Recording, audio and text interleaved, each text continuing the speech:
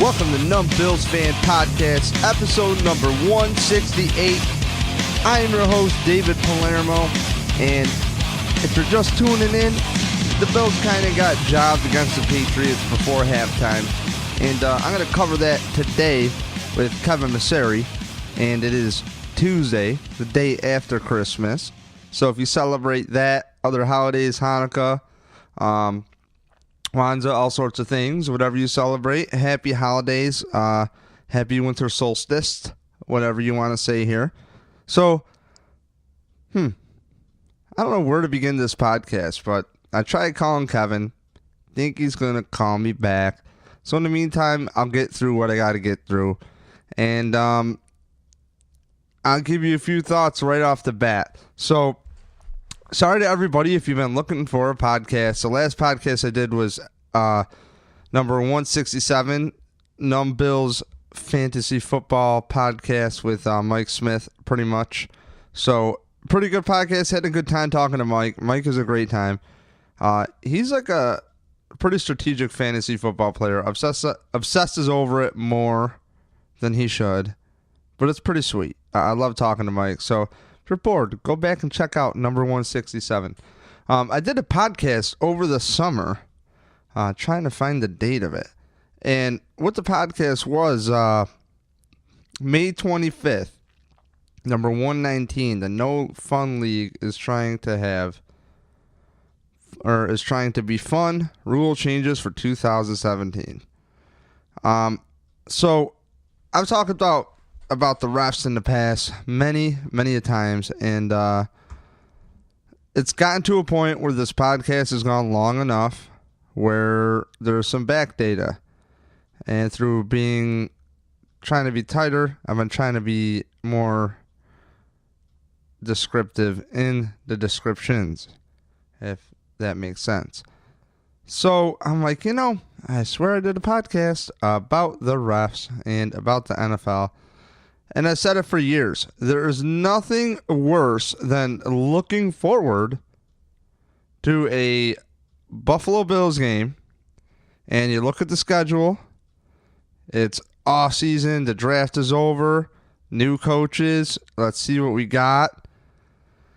And we get all hyped. And then game one, and sometimes even recently preseason, comes around. And, there's the refs. And there they are. So it kind of takes the thunder out of your pride for the team. And one thing for me that I took from watching this last Bills in Foxborough against the Patriots debacle, I've said it a lot this year for games, debacle. Look at the descriptions. Debacle. I can't explain the second half of a run defense just falling apart. You see Adolphus Washington getting talked to by Kyle Williams, and next play Adolphus is really hard on himself because he must have did something wrong again. I don't know. I'm not going to come on. I'm not a coach. I don't know what he's supposed to do. That's kind of what I observed. I listened to the game while watching the game at the same time. And I'll say right off the bat, I felt like Tom Brady was having a bad day. And the game was the Bills that day. Call me nuts. It was the Bills game. Going in the half, tied up. It was definitely the Buffalo Bills day to play football. Okay? There are no ifs, ands, or buts to me that the Bills did not have control of that game. When somebody on the radio says that the Bills, might have been John Murphy or also, that the Bills have not had, or the Patriots have not had a team going into half with the ball and coming out of half with the ball. And if you know anything about the Patriots, that's the Patriot way. That's what you want. You want to double up on the points. So even if you're behind, hey, at least you get the ball, right? Well, if you're the Bills, I kind of wonder, you got all that stuff going on there, right? So you got this Calvin Benjamin play that gets overturned, and the whole purpose of replay is, wonderful drive, by the way. First half of the offense, credit where credit's due. Pretty stoked on the first half again of the Bills offense. Seems to be a common theme where there's one half I like from the team. And, I'll say it just seems anytime, unfortunately for the man, Mike Tolbert, anytime he touches the ball, the drive is dead. The first negative play, I could be wrong, I'm trying to go through my game log right now. The first negative play that came about was thanks to a play design where Mike Tolbert touched it. And I believe it was on a halfback stretch. Did we not learn that Mike Tolbert is a north-south runner? If you wanted a guy who can do that, there's a guy that lives in Buffalo named Fred Jackson who can do that and pass protect better than Mike Tolbert. If that's what you're looking to do, I will say there's been a lot of times I've seen Fred attempt to get in on the goal line, and it's not good. But you got Mike Tolbert. Wow. Or how about that kid, Anthony Williams? Was showing some promise. No, he's not part of the thing. He's not part of the good guys club. So, man, we're about building this culture. You know what I'm about? Winning games and not getting in my team's way. And that's what coaching did. Again, for the Bills offense. And you could say the defense too. So I can be as mad as I want. At the end of the game, I had a Christmas Eve that was great. If anybody doesn't know, I just got married. So sorry for not having a podcast or two last week. But frankly, I don't care. And I got married to my best friend. She's beautiful. And, she embraces me for me. And we share a lot in common. And I'm looking forward to my life with her. And I really mean it. So, not to be all sensy right now, I don't really give a shit about covering something about the Bills when all that happy crap is going on. So then I finally can't wait to get up on the Bills and the Patriots because I really believe that the Bills play the Patriots better in Foxborough. I said that on Instagram, and I made it. If you missed my video, I tried to play Nostradamus at halftime after that, actually during the middle of the call.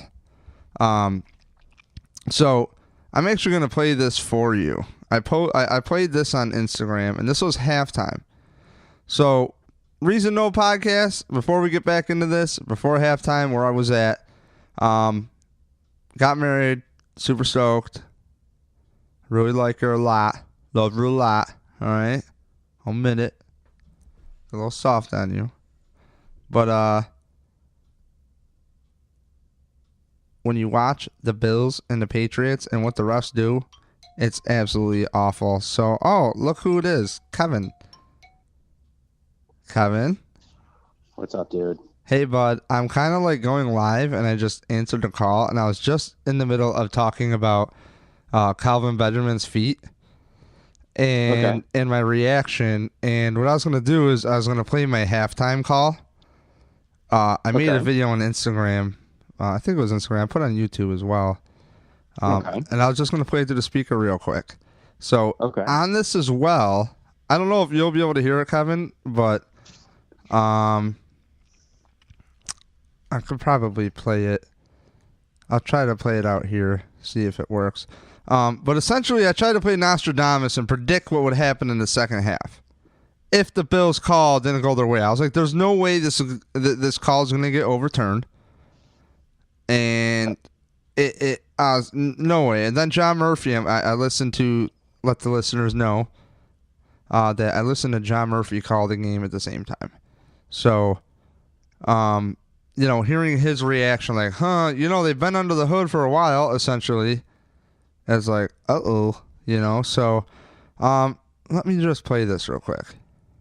I don't even want to hear it. All-Star cam here. Get out of here. Perfect throw by Tyrod. Look at this. Get him, Murph. Touchdown will stand, but it's going to replay review. It looked like Benjamin got his right foot down clearly, and he tried to drag it. It's in, baby. That is in. But it's definitely worth the replay review. 5-yard touchdown pass Merry from Christmas. Tyrod Taylor to Kelvin Benjamin. In this first half. It's a toe drag. I don't even want to hear it. I don't even want to hear it. We're All-Star cam here. All right, so that's pretty much my dumbass call. But I was essentially going crazy, man, because I said earlier in the podcast that I did a podcast about the refs and stuff, about the rule changes, and you and I talk all the time, and I told you, man, I go, if there's one thing that could ruin the NFL even worse, it's really the refs, and we always forget about the refs until game one. And we're like, oh, these freaking dudes, man, they're back. You know, these guys who can't see and they're out of shape. They're back. And the guy makes a phenomenal call on the field. A phenomenal, accurate call on the field. And it gets overturned. And one thing that was talked about is, oh, you're going to have one guy in New York decide this, huh?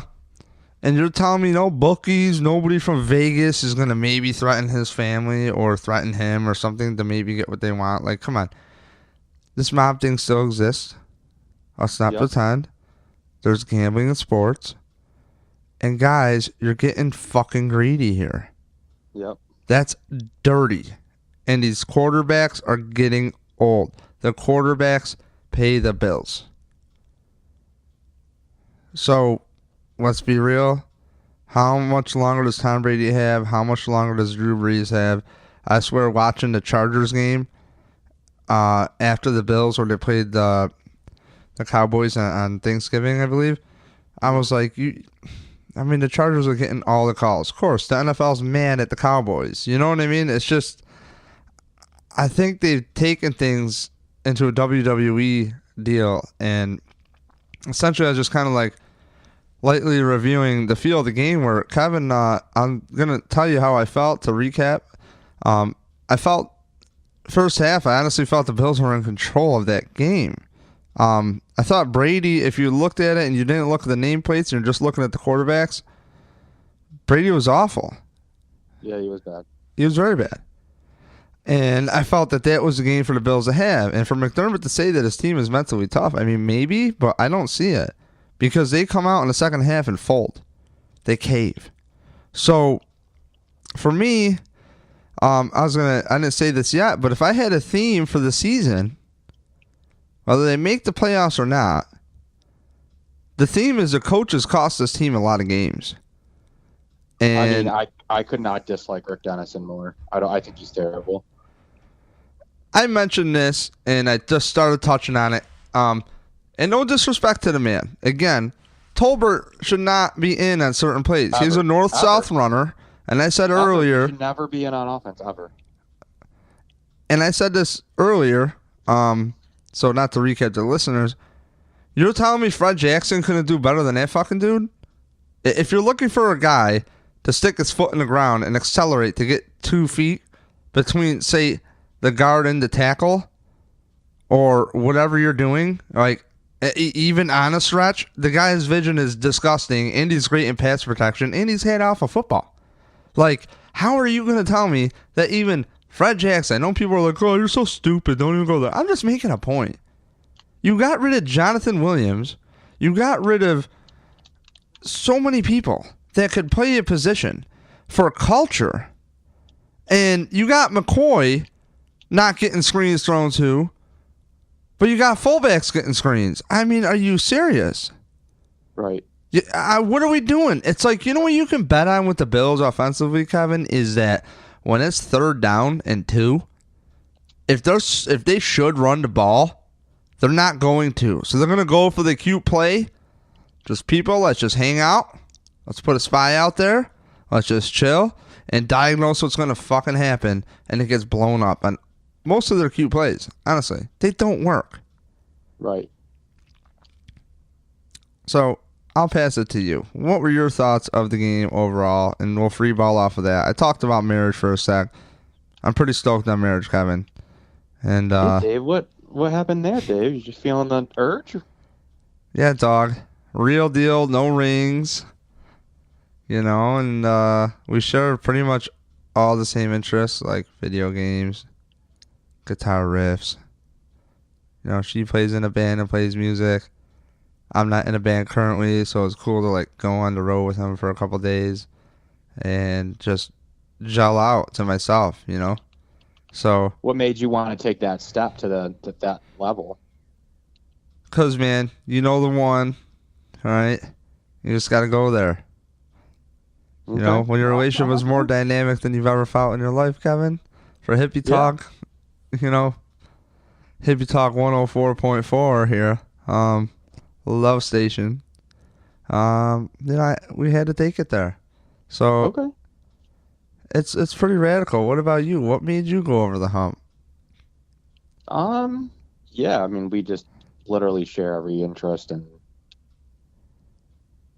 just did it, just, we're, in our 30s, right? I mean, you're in your 30s, so Yeah, what man. the hell? I mean, there's an advantage to being in relationships in the past because you get to learn about yourself. You get to learn what you want and don't want. And then there's Right. also an advantage of securing things. That way, there's like, I know, you don't really need marriage to do it. I get it. But it is a pretty rad concept. Yep. And I kind of grew up with older family values. So for me, marriage is a very serious thing. Like, don't cheat on your wife. Don't do whatever the fuck. Because, while you're going to do your bozo crap, she's doing her thing supporting you. Yep. So it's like there's a give and take. And with this one, there's conversations you never have to have. And, Right. Honestly, as far as the podcast goes, for you and I to go on the sidelines, that might not seem like a big deal to people, but when it's the hardest sport in the world to get on the sidelines for, I mean, maybe Premier League soccer might be a bigger deal, but it's pretty up there. It's like she was side by side with me to, I was like, man, I got to really prep this and do whatever and kind of talk me through things because I was going in there. I didn't know what to expect, man. I'm so nervous, Mm-hmm. And it's like, it's a hot day. I got tattoos. I'm clearly going to stand out like a mongoloid. You know what I mean? And that's cool to a point, but like, I don't want to look lost. I don't want to be tipping over my Starbucks, which happened. And the dude over there actually picked it up, the head of the media over there. So it's kind of neat. But yeah, it's just, it's kind of a big thing, man. For me, it was like a lot of pressure. Maybe it didn't seem it, but I mean, I started this podcast to really say screw the media. So it's like now I have the opportunity to be there. I better put my money where my mouth is. That's kind of how I look at it. So to have somebody side by side with me, support that. My living room is just music gear, so like I have drums in my living room, and I like music more than sports, hands down. Love music. I like this podcasting because I have a big mouth, and I don't agree with the Bills ever. I think coaches make dumb decisions and the players take the heat. And pretty much to roll it back, that's what I'm saying with Tolbert is this dude's taking the heat for being in a position he shouldn't be in the first place. You know what I mean? And he's become a punchline, and I feel bad for the guy. He's making $690,000 vet minimum to play special teams. And he's getting in the game. It's not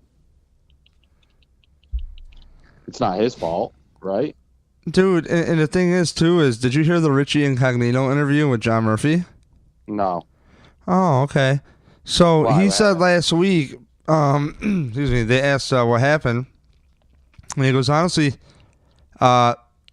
we looked at this team, us guys up front.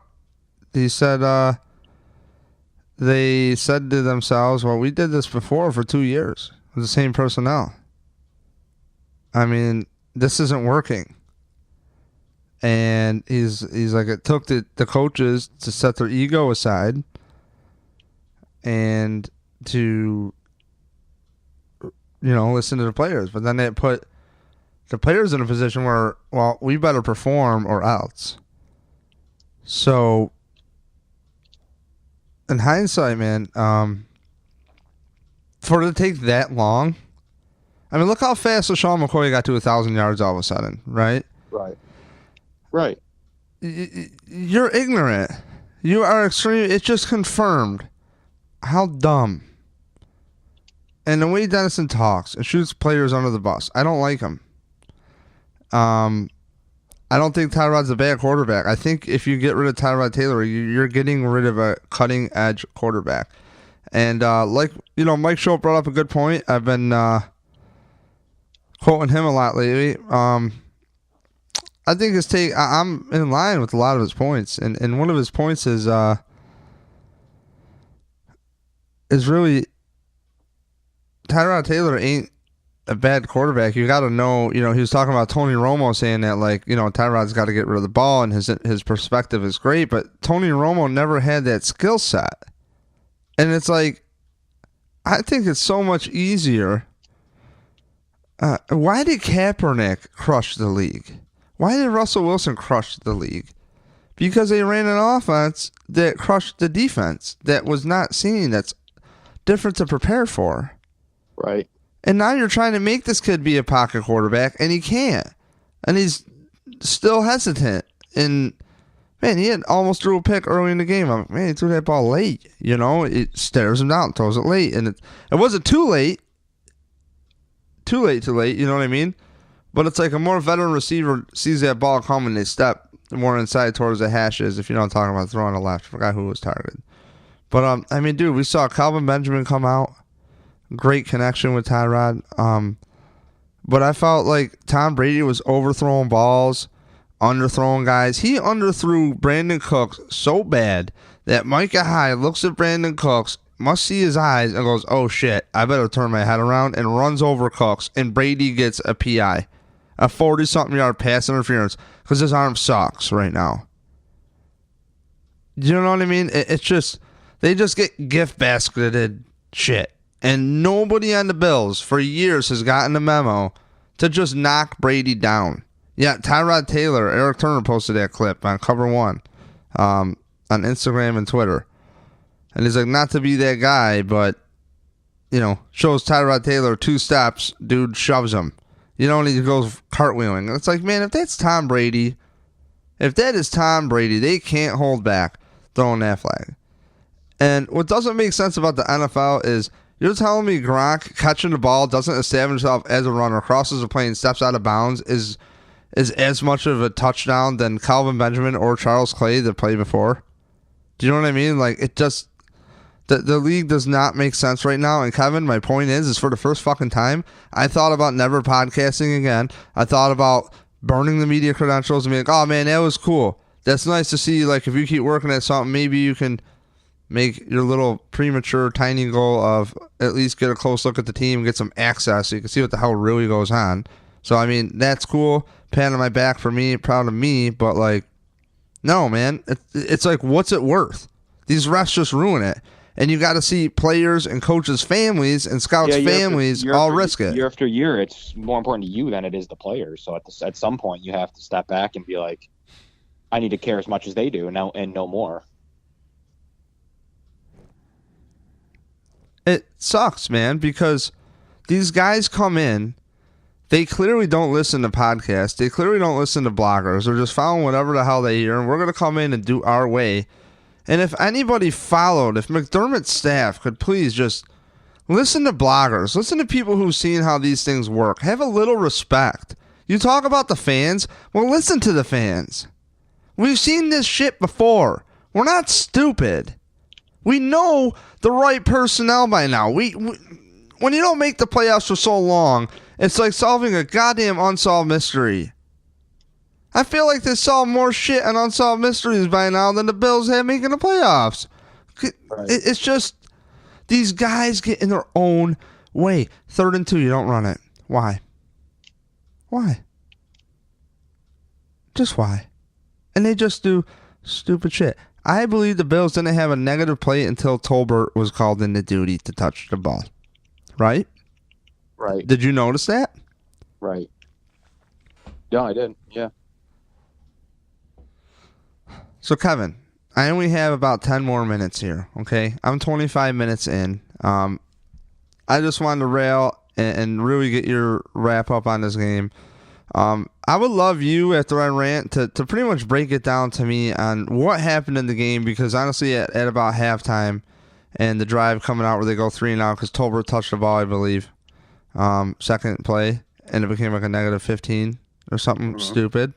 And for the first time in anything with the Patriots this year, a team was going into half with the ball and coming out of half with the ball. And the Bills would have executed a 4-point lead if they kicked the extra point. And again, for McDermott to hit a stupid attempted field goal, I don't understand. There's no aggression here.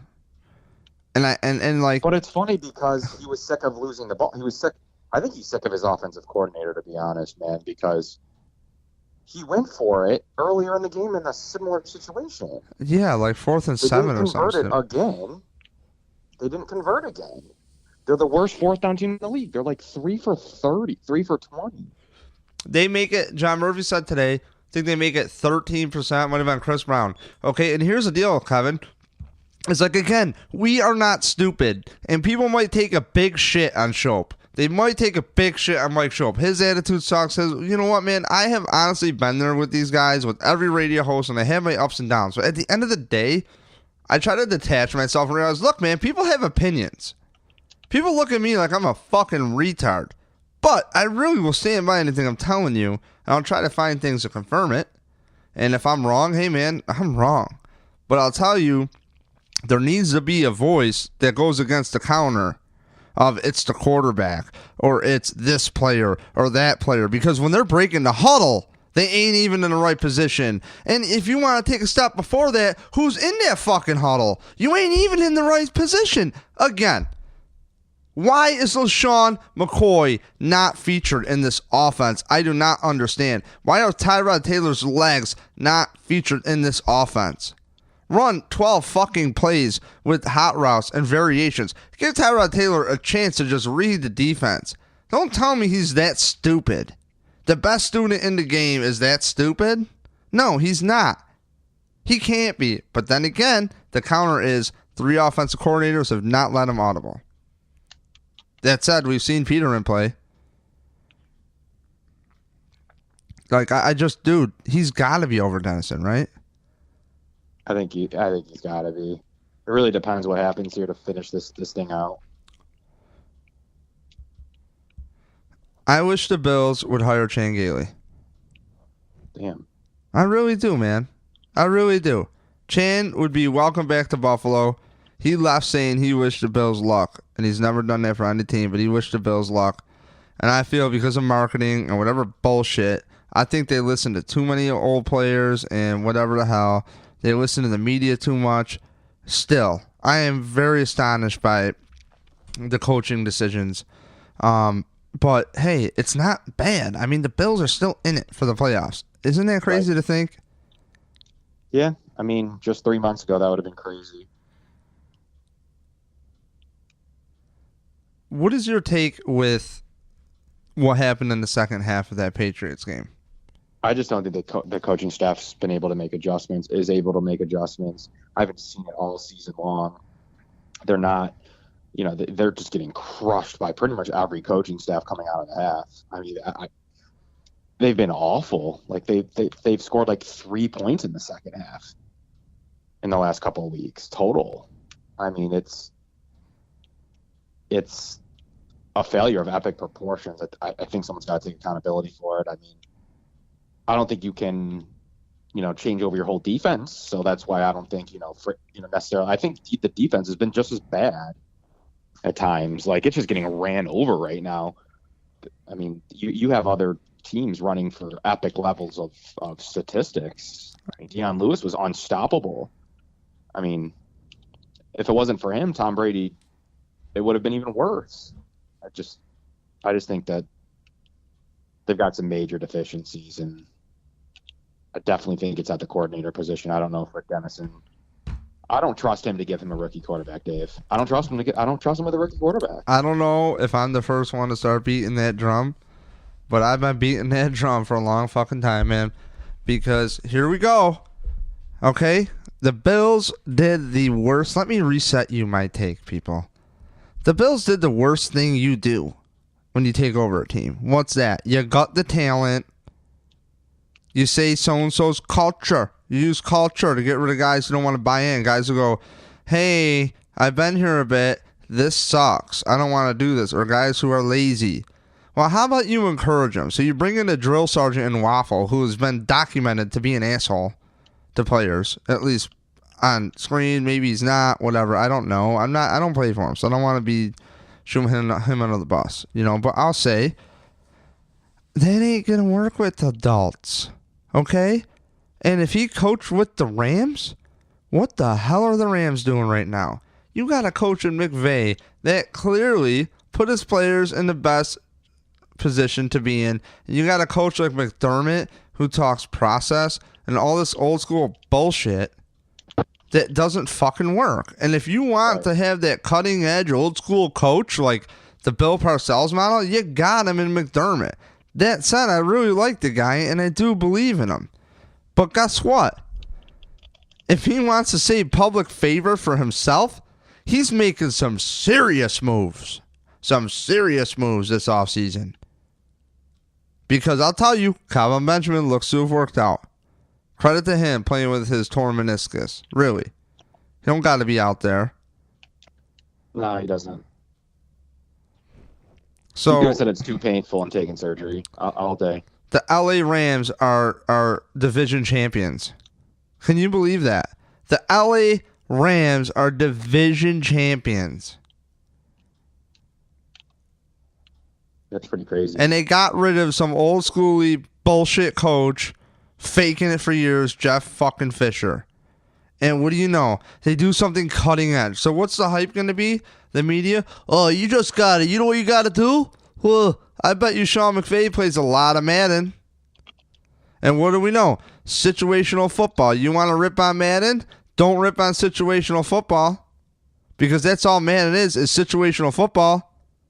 And guess what the Bills suck at? Situational football. It's like we're married to a script. No, this is just how it goes. He'll be tired by then and we're going to put in Tolbert. No, dude. Sorry, dude. You're not using Tolbert how he should be used. And I don't care if you're paying DeMarco some good money. DeMarco can't catch the ball. So get him off the field for now. No. Let's put the guys who have performed out there. Zay Jones has been non-existent. Another drop. Come on. Just it's not bad. I believe in the team. I just feel bad that the coaches don't seem to be putting these players in the best position to succeed. We saw Tyrod Taylor finally get some deep throws in there. Finally, we see the Tyrod Taylor we're used to, but where has it been? And there's nothing to show that this coaching staff on offense at least is getting it together. I almost wonder if Matt Milano, call me nuts, will end up being the Luke Kuechly of the defense next year. Because the dude is picking up so fast. And I really like Matt Milano. He is diagnosing plays so fast. He's in the backfield. He is all over the place. He is a little terror. And with Preston Brown's contract up, we talked about signing Preston Brown to an extension, whatever, but it hasn't. I thought he had an alright game at first. But second half, the whole team fell apart. And your safeties and cornerbacks shouldn't be making tackles. And the team can't tackle again. And people want to say it's a Rex thing, this and that. Okay, well, what is it now? The team can't tackle again. They're trying to tackle up high. Players. I don't think Preston Brown's very good. He can be good in flashes, and that's what is going to earn him the extension that he thinks he's going to get. Is that he shows flashes like he did in the first half. Mm-hmm. And then he just falls off a freaking cliff, dude. Yeah, I don't know why. Yeah, man, I pretty much just talked the whole time and just asked you a couple little... thank you for listening, Kevin. You're welcome. Thank you for listening. I'm just at a loss for words. LaShawn McCoy, I like the guy. I wish he had the ball more. Defensively, you gutted Marcel Darius, and say what you want, but I mean, he's on a playoff team now. Yep. And I mean, good for these players that left Buffalo. Like, really, good for you guys for getting traded. Don't feel bummed out. You guys are smiling because it's the same old shit here. Okay? It's cold as fuck. I just walked outside, so I forgot my phone in my van. And I walk outside in my socks on the snow and my underwear. Don't care. It's cold. Yeah, it's cold. It's too cold for that. You know, good for you guys in Jacksonville and Los Angeles. Like, really, Sammy, really, Darius, thank Brandon Bean for knowing more than you. Thank Brandon Bean for gutting the team. Really, thank him for that. Because he did you a favor. Because you would think when you gut the team, oh, no, we got a guy who can step in his place. No, they don't. No, they don't at all. They have nobody who could step in Marcel Darius' place. And I'd rather have a high overweight Marcel Darius supposedly not trying than what we've had next to Kyle. Coleman, who's terrible. Got cut. I liked what I saw in DeAndre Coleman. He got cut today because of how bad he is. And it's like, so who's that on? You got a veteran in Kyle Williams last year. I think he's coming back. I think he likes McDermott. And, I read something that Bills Fanatics posted, a reply to Mike Tolbert's Instagram and this and that, hey, y'all, we got the coach. And it's like, hey, y'all, no, we don't. Like, no, dude, we don't have fucking shit. Until we can get out of our own way and actually look at the analytics. That's why I'll defend Mike's show. Look at the numbers.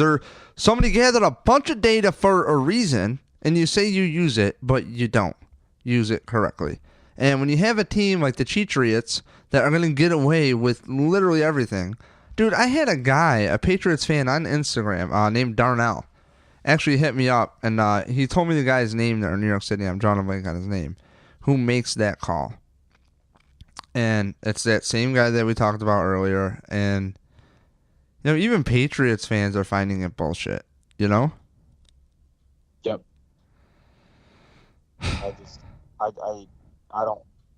I don't like what I see out of the growth of the offense. I mean, I just don't want to give a top 20 pick, top 25 pick, whatever we use, either KC's or ours, on a first round quarterback and giving him to Dennison. I can't get over that. I don't think I'll be able to get over that fact. I mean, you have people still defending that, it's pretty much Tyrod's inability to run most of Dennison's plays. So it's just a tough debate for me right now. That's why, dude, I'll tell you, that's why when people are like, oh, we got to get the picks, it's like, why do you even think you can trust his picking the players? And right. Shout You're out going to go and throw them away. Mm-hmm. And shout out to Terry Pagula, the Bills owner, for really saying some shit about that. I don't know if you caught that. Yep, I did. I saw him basically call out the league. He said it as a fan. Yeah, he's big enough. He's important enough. He makes enough money to be able to say that stuff. He's oil money, man. That's like Big Brother money. Like, he's got it. He'll be fine. Yep. So it's bigger than Kraft fucking food money, okay? So make no mistake. Things will change. And welcome to hating the fucking Patriots, Terry. Okay? Yep. So, all right, man. I'm out of here. Thank you to Grandstand Sports Network, PunchdrunkSports.com, and the Punch Drunk Sports Network, and NumbBillsFan.com. And Kevin, where can we find you? As always, at Kevin Massare and at Locked On Bills Twitter as well. Congratulations again, Dave. Yeah, Kevin, thank you so much, bud. I know everybody seems kind of like quick, but nah, man, it's the right thing to do. And, I honestly would love to, if you're down even tomorrow or another day, to talk again, because I want to get into the Pro Bowlers. I want to talk about the Pro Bowlers.